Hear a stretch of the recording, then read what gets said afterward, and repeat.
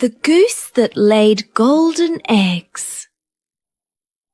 Once upon a time, there was a farmer who lived in a small village. One day, behind his farmhouse, he found a big, plump, white goose. Huh? Where did this goose come from? It's so cute. He brought the goose home.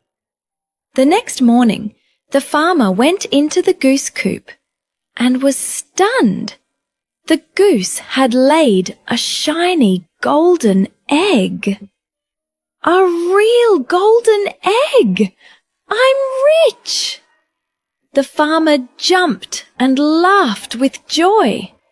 He took the egg to town, sold it, and got a big bag of silver coins. From that day on, the goose laid one golden egg every morning. The farmer's life got better and better. But before long, the farmer became greedy. He thought, there must be many golden eggs inside the goose.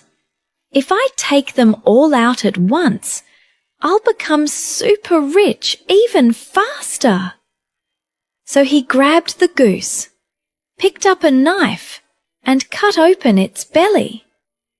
But there were only guts and stomach inside, not a single golden egg.